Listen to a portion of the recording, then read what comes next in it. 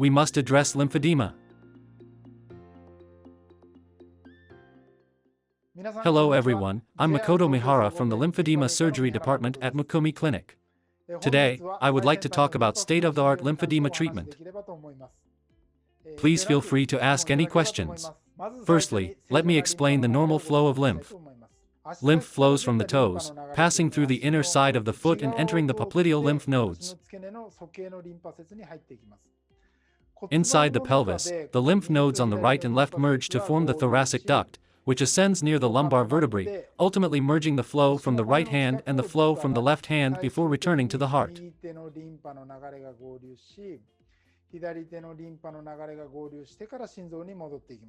Let's talk about the pathophysiology of secondary lymphedema. During gynecological cancer surgery, lymph node dissection is performed in the abdomen and pelvis. As a result, the flow of lymph from the leg stagnates at the groin lymph nodes. In some patients, lymphedema develops from the inner thigh or abdomen and gradually spreads to the lower leg and toes. In the case of breast cancer, axillary lymph node dissection is performed. As a result, the flow of lymph in the upper limbs stagnates at the axilla, and swelling starts from the axilla and inner arm, gradually spreading to the forearm and fingertips. Now, I'd like to discuss lymphedema of idiopathic unknown cause temporary nature. Obstruction or rupture of the thoracic duct may occur congenitally or during growth. This can lead to conditions such as pleural effusion or ascites. In some patients, generalized edema occurs. Also, congenital or growth-related lymph node hypoplasia can lead to edema in the associated areas, whether it be the upper or lower limbs. Thirdly, stenosis or abnormal dilation of the lymphatic vessels may occur congenitally or during growth. In such cases, lymphedema can also occur in the upper or lower limbs. Some individuals may also experience abnormalities in the valves of their lymphatic vessels, leading to the development of lymphedema in the extremities. Lymphedema, once developed, is a condition that gradually worsens over time. As lymph fluid accumulates, it not only increases fat deposits but also accelerates fibrosis. This is a complication of lymphedema. It is preventable with appropriate treatment. Let's start from the top right. Cellulitis, characterized by sudden redness, pain, and fever, can emerge within about an hour, significantly impairing daily activities.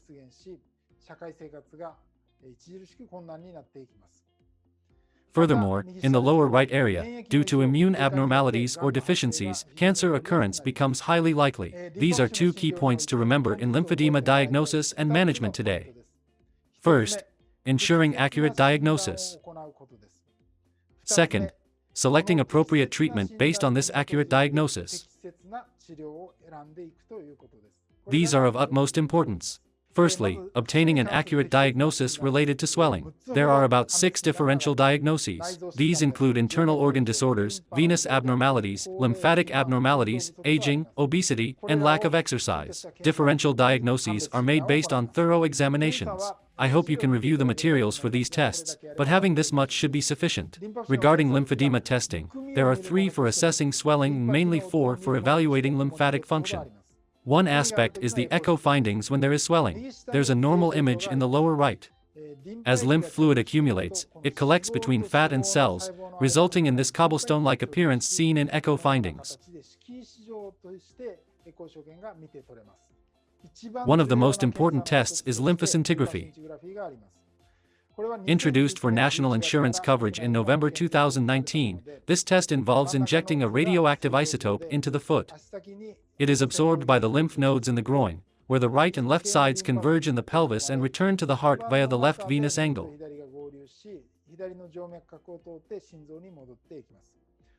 For the image on the right, injecting the radioactive isotope into the lower left limb of a patient with lower limb lymphedema reveals leakage of the radioactive isotope into the fatty layer, known as dermal backflow, aiding in differential diagnosis.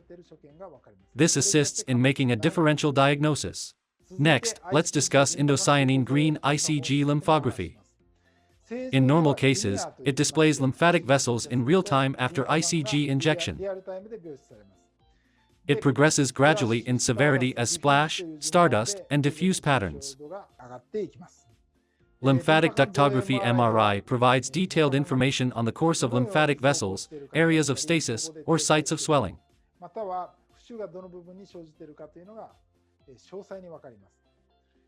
SPECT/CT allows clear differentiation between superficial and deep lymphatic networks. How to deal with lymphedema.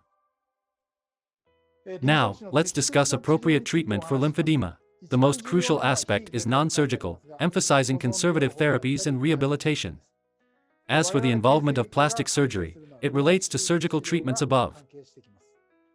One is reconstructive treatment, such as lymphaticovenous anastomosis (LVA), and the other is lymph node transplantation. In terms of excision, there's simple excision to remove enlarged fat, liposuction, and the Charles procedure. For conservative therapy, please refer to our literature. Simple excision involves a large incision to remove enlarged fat tissue. Large incisions increase the risk of bleeding and infection, making it a highly risky surgery. Next is the Charles procedure.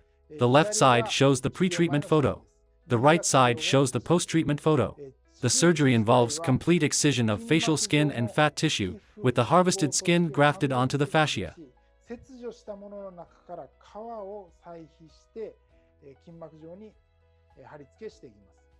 This is a thin leg after the graft. A recently popularized treatment is liposuction. This involves removing enlarged fat through small incisions using techniques from cosmetic surgery. A key point is the need for compression stockings 24/7 for 365 days post-surgery. Now, let's discuss lymphaticovenous anastomosis. It's performed under local anesthesia, and the white object on the left is my finger. The incision is between 1 to 2 centimeters. We locate the collecting lymphatic vessels within the subcutaneous fat. These transparent structures are the collecting lymphatic vessels. Next, we find the subcutaneous veins. The difference in color is because lymph flows through the upper, while blood flows through the lower. Then, using surgical microscopes, we connect these. The diameter is about half of 1 millimeter, roughly 0.5 millimeters. The needle and thread are as thin as 1/10 of a hair. We stitch with about 4 to 5 threads and finally confirm the flow. The swelling indicates lymph fluid flowing into the veins from the lymphatic vessels. Finally, we close the wound. This is a representative case. It's a severe lower limb lymphedema case post-cervical cancer surgery. If lymphatic function is good in lymphoscintigraphy, we recommend LVA. 2 years post-surgery, swelling has significantly improved. In terms of surgical treatment, lymph node transplantation has become popular in Taiwan, the US, and Europe. How to deal with lymphedema. Let's take a little break, and I have a question for everyone. As a plastic surgeon, has there been a surgery that changed your life?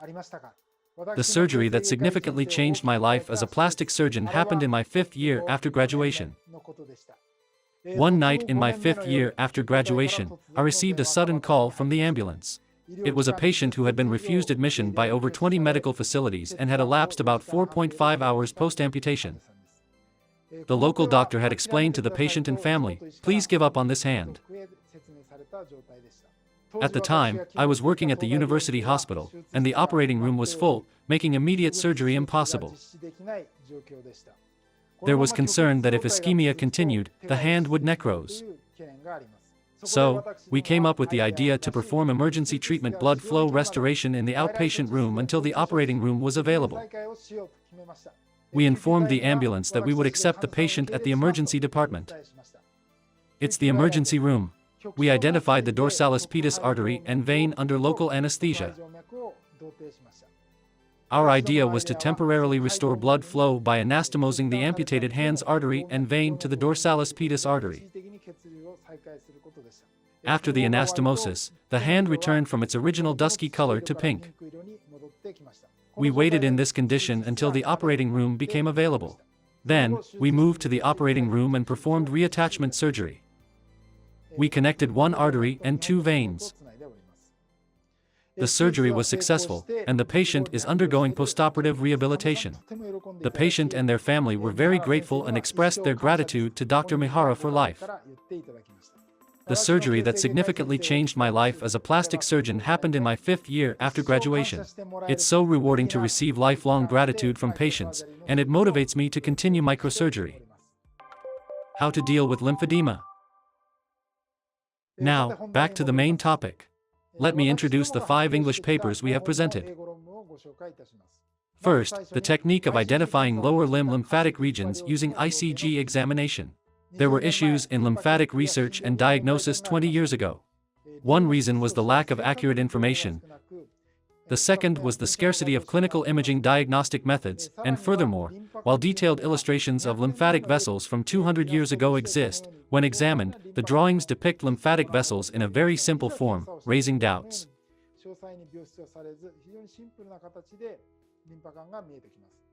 We began our practice with many questions. So, we'll present you with evidence from 200 years ago in Italy and the most advanced evidence. The invaluable document from 200 years ago is located in Florence, Italy. This is the lymph wax model. I've selected and presented it here from over 1,000 images I've taken. This involves injecting melted wax into each lymphatic vessel, allowing for a detailed and accurate depiction of the lymphatic vessels.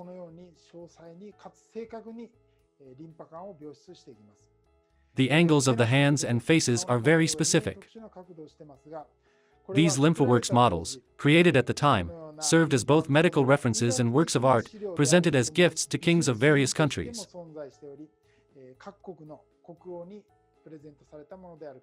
So, think of the angles of the hands and faces as artistic. When we change the angles, we can see lymphatic vessels around the heart, intercostal spaces, and throughout the body. This is the facial lymphatic system. Facial lymph fluid flows into the parotid lymph nodes and submandibular lymph nodes. Submandibular. These are lymphatic vessels. When lymph fluid arrives, they expand significantly, then contract, illustrating their function.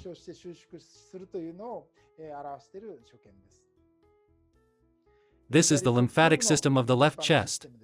We form a dense network between the neck, armpits, and in between. These are the lymph nodes of the axilla, flowing in from the lower abdomen, inguinal region, and lower leg. The lymphatic system of the lower limbs. Numerous lymphatic systems surround from the toes to the axilla. The lymphatic system of the hands. The flow of lymph from the fingertips enters the axillary lymph nodes through a systemic network. The lymphatic system within the pelvis. The lymph flow from the lower limbs returns to the heart through the thoracic duct.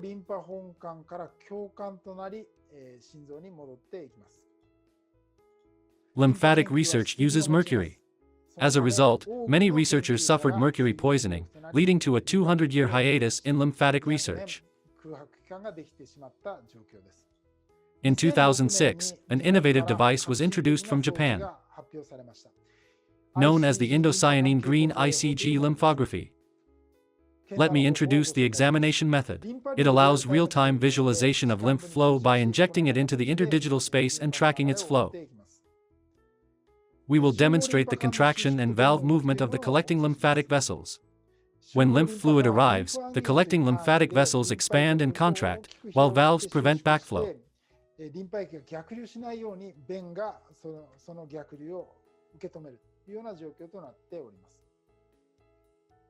Here is a video of ICG examination. The lymphatic vessels of the forearm in a normal individual. You can see the strong flow of lymph. This is recorded at normal speed, not fast-forwarded. It demonstrates that lymph flow occurs continuously. These are the findings of ICG examination at the interdigital space of both lower limbs. As a result, it's understood that lymph fluid flows into both lymph nodes from the inside of the lower leg through the inside of the thigh. Here's where a contradiction arises. Because the lymphatic system was thought to cover the entire lower leg. However, when we actually perform ICG examinations, we find that only some lymphatic vessels in the inner lower leg and thigh are functioning.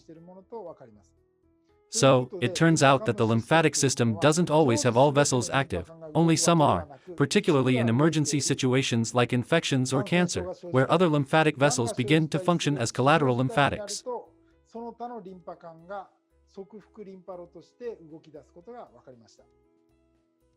This is a case of lymphedema in the left lower limb post-surgery for ovarian cancer in a 67-year-old woman.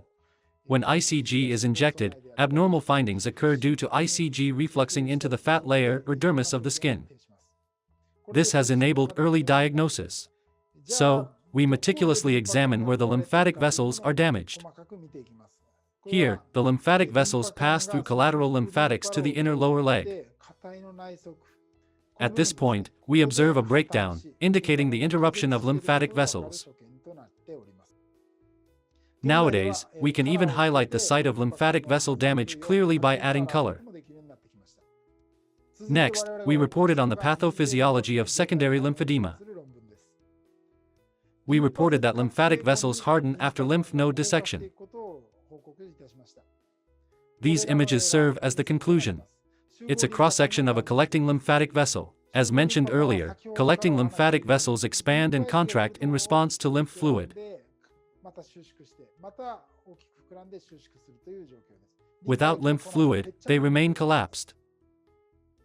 Performing lymph node dissection causes lymph flow to stagnate, and lymphatic vessel pressure gradually rises. This is akin to hypertension in blood pressure terms. If this condition persists, the high internal pressure damages lymphatic vessel cells, causing lymph fluid to leak out from the vessel.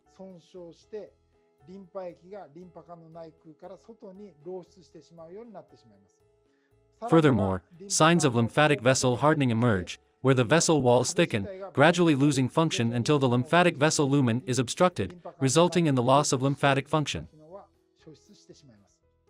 What's important is the pressure within the lymphatic vessels. These are observations during surgery. These observations are compared to the severity of the upper lymphatic vessels. First on the left, during the normal period, the transparent lymphatic vessels exist flattened. When lymph fluid comes in, they swell significantly and then return to being flat upon contraction.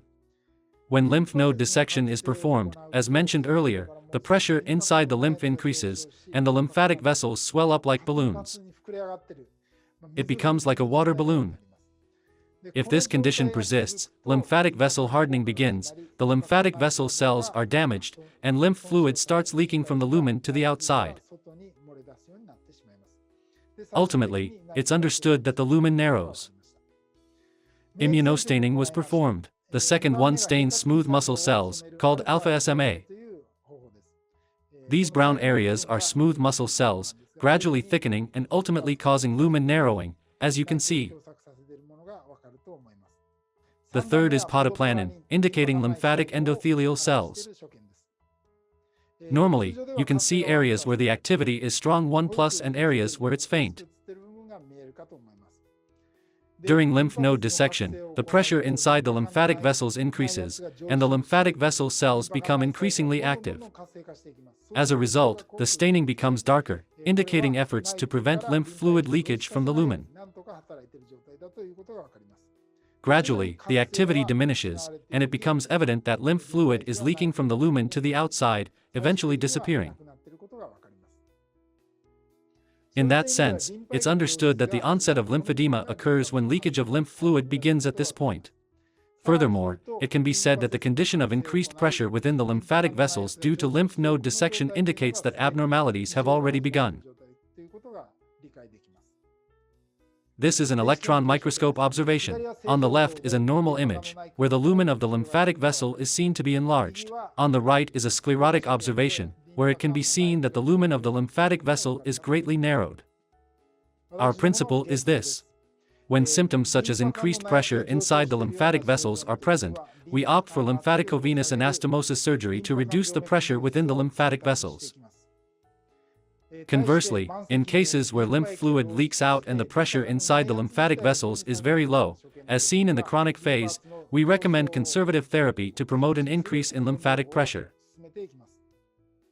Based on our experience, we have found that combining surgical treatment with conservative therapy leads to better outcomes in treatment. This patient is a female in her 70s who underwent surgery for colon cancer. Her condition has improved with conservative therapy and lymphaticovenous anastomosis. This patient here is a case of upper limb lymphedema. Furthermore, we have established a method called evaluation method for collective lymphatic vessels using ultrasound. What this means is that 10 years ago, lymphaticovenous anastomosis surgery was based on the experience of our surgeons, where incisions were made thinking, there should be lymphatic vessels here, and perhaps veins here, sometimes resulting in situations where neither veins nor lymphatic vessels were found.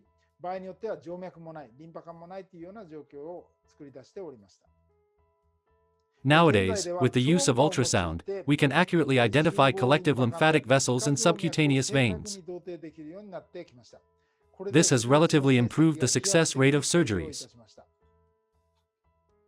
Regarding our current lymphaticovenous anastomosis, we first conduct lymphoscintigraphy to confirm the diagnosis. Determining the location of the surgery is done through injection of ICG and, additionally, using ultrasound technology. This enables precise surgery to be performed. This patient is a woman in her 60s with severe lymphedema following surgery for cervical cancer. She underwent multiple LVA and lymph node transplantation surgeries at another hospital but did not see improvement in symptoms, so she was referred to us. The first thing we did was lymphoscintigraphy and ultrasound examination. With the ultrasound examination, we were able to confirm the presence of many lymphatic vessels beforehand. This is an observation of the contraction of collective lymphatic vessels. Can see that it's tightly contracted.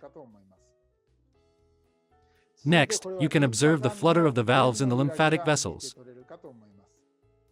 Using these, we can meticulously plan preoperative procedures with ultrasound.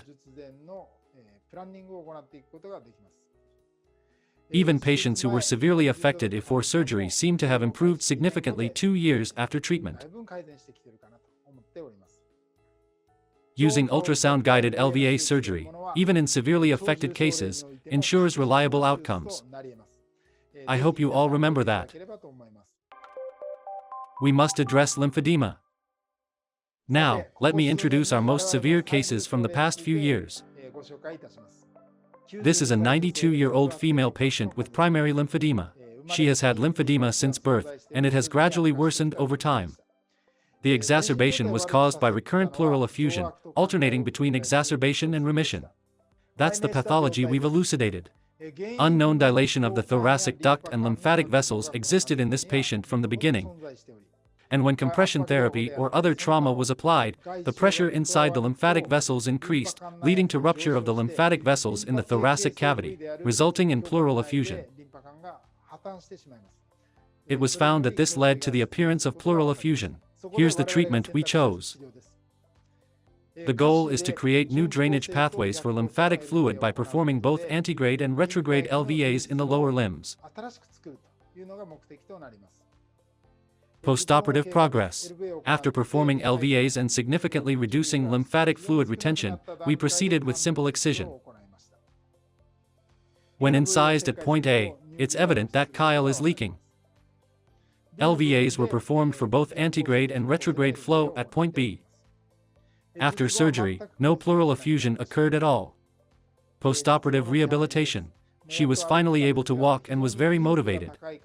She expressed a desire to play soccer, so we started soccer ball-based rehabilitation 1 month after surgery. She's still doing well to this day. This represents our latest challenge. LVA treatment for thoraco-abdominal chyle and pleural effusion. This patient developed ascites after cardiac surgery. Injecting ICG into the lower limbs revealed fluorescence of the ascites 15 minutes later, suggesting that lymph flow from the legs might be contributing to the ascites formation. Therefore, we hypothesized that lymph flow from the legs might be contributing to the formation of ascites and proceeded with treatment. When referred to us, the patient was in a critical condition as internal medical treatments were ineffective. With LVA as the only remaining treatment option, we performed venous anastomosis surgery on both lower limbs. We dissected a branch of the inferior vena cava through a 1 cm incision in the left lower leg. Identifying lymphatic vessels within the adipose layer, we use 12-0 nylon sutures to anastomose the lymphatic vessels and veins. After placing 4 to 5 sutures, we confirmed the flow. On the third day post-LVA surgery, the drain was removed. The disappearance of ascites astonished all involved parties.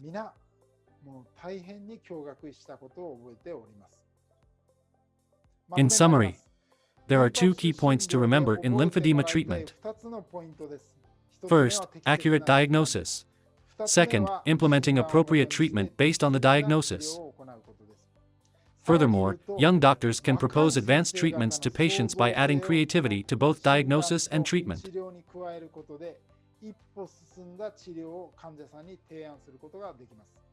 This concludes the final slide.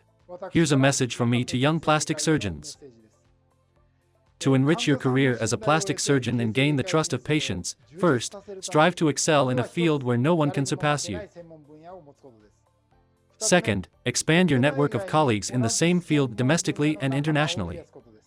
It's particularly important to collaborate with professionals from various disciplines, not just plastic surgeons. This adds depth to the treatments you propose to patients. Third, derive ideas not only from textbooks but also from the raw voices of patients. This significantly increases the success rate of treatments. I look forward to meeting everyone someday. Thank you for listening.